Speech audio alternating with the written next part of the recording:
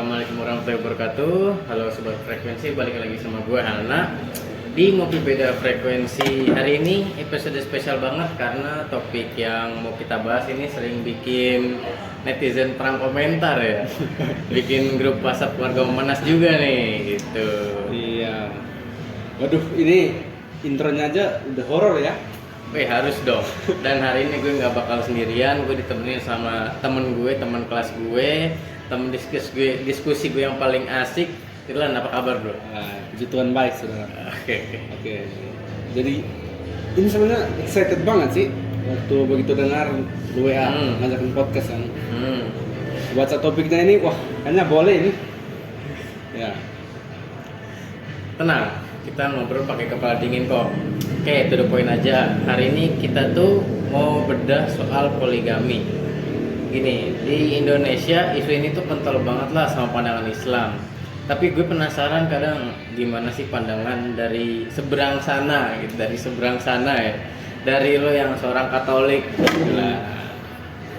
Oke, siap. Kita beda tuntas ya ini. Oke. Dari kacamata iman gua sama kacamata iman lu. Setahu gue nih ya, orang Katolik itu nikahnya ribet dalam artian positif nih, persiapannya panjang. Terus juga katanya nggak boleh cerai, apalagi nambah istri. Itu beneran saklek satu untuk selamanya berarti gitu lah. Betul sekali, Nah. Jadi gini, dalam iman Katolik, pernikahan itu bukan cuma kontrak perdata. Tapi itu sakramen. Nah, sakramen itu suci dalam kami Katolik. Nah, prinsip utamanya itu adalah monogami dan tidak terpecahkan. Jadi poligami itu secara teologis tidak mungkin dilakukan. Oke, kata kuncinya berarti kan tidak mungkin ya, iya, bukan cuma dilarang. Ada dasar hukum atau dalilnya nggak sih di kitab suci kalian? Ada dong. Apa tuh? Nah, ini dalil atau kartu as kami ya. Oke. Katolik. Langsung dari ucapan Yesus Kristus. Nah, itu sendiri tertulis di Injil Matius bab 19 ayat 6. Nah, bunyinya itu seperti ini. Demikianlah mereka bukan lagi dua, melainkan satu. Karena itu apa yang telah disatukan Allah tidak boleh diceraikan manusia. Seperti itu. Berarti bukan lagi dua, melainkan satu daging lah gitu ya. Iya. Kalimat itu dalam banget sih emang mana ya tapi ya. Itu kuncinya sih. Logika matematikanya gini, Tuhan menciptakan Adam. Adam dan Hawa ya. Iya. Satu laki-laki, satu perempuan. Iya. Nah, itu sama dengan satu. Kalau satu tambah satu jadi satu. Tidak dua. Nah, kalau si suami nikah lagi, nah itu berarti dua, dia memecahkan kesatuan itu.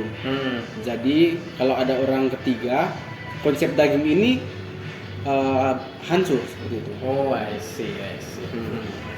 Jadi kalau ibaratnya nambah istri itu berarti merusak definisi pernikahan itu sendiri ya menurut di iman lo gitu lah. Iya, betul. Nah, kami mengacu ke kitab Kejadian. Tuhan menciptakan Hawa untuk Adam sebagai penolong yang sepadan, ya kan? Tuhan nggak menciptakan Hawa, Siti atau Maimunah buat Adam, cuma satu. Jadi cinta dalam Katolik itu sifatnya itu total self giving. Nah, gue ngasih 100% diri gue ke istri gue. Gitu. Kalau gue poligami, ya otomatis terbagi dong ya. Gak jadi 100% lagi betul. Iya sih, masuk akal juga sih. Jadi kayak kesetiaan tunggal itu tuh kayak adalah bentuk tertinggi dari ibadah pernikahan kalian, mungkin gitu kali ya. Iya. Nah, sekarang coba gue balik lempar lagi pertanyaan ini ke lu. Kita kan sering dengar nih ya, dalam Islam membolehkan poligami. Nah, ini kesannya kayak gimana ya? Privilege ya, laki-laki banget ya. Banyak yang dibenci wanita ini. Iya, betul. Sebenarnya itu aturannya segampang itu nggak sih? Nah, ini yang sering banget salah kaprah sih sebenarnya ya Lan. Jadi banyak yang mikir poligami itu sunnah utama atau jalan pintas surga gitu. Padahal aslinya berat banget. Kayak Islam itu tuh emang ngebolehin, tapi itu tuh posisinya tuh kayak yang pintu darurat gitu lah. Oh, jadi pintu darurat ya itu maksudnya? Iya.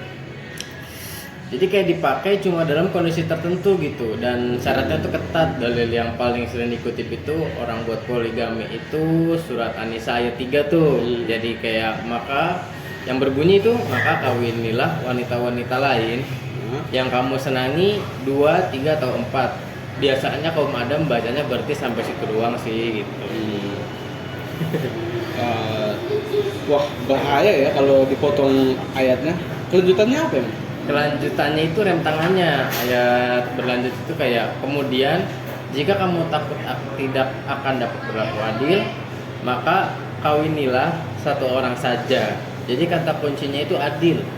Dan adil di sini tuh bukan cuma soal apa ya, kayak ngebagi nafkah atau bagi duit belanja tuh rata ya, tapi dari segi waktu, perhatian sama tanggung jawabnya itulah, itu yang bikin berat tuh. Tapi Han, sebagai manusia ya, Iya. nah bisa nggak sih kita benar-benar adil soal perasaan? Pertanyaan lu bang, Kita tuh kan susah diatur.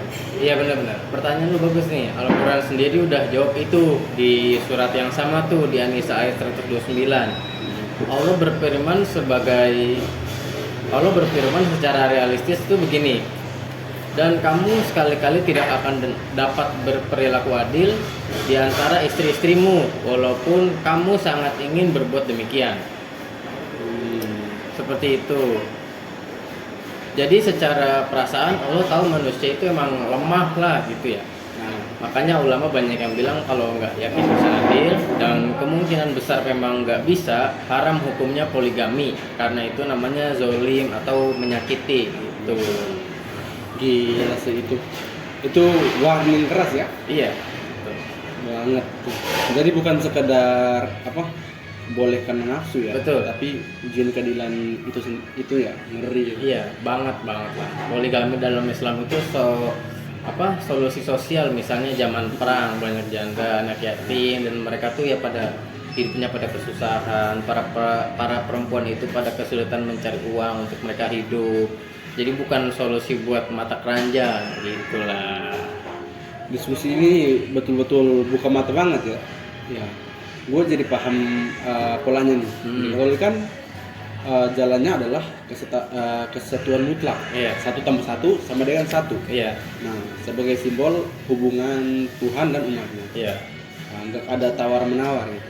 Betul, dan di Islam juga jalannya adalah keadilan dan solusi sosial, tapi dipagerin sama syarat yang super ketat tadi supaya perempuan nggak dirugiin gitu.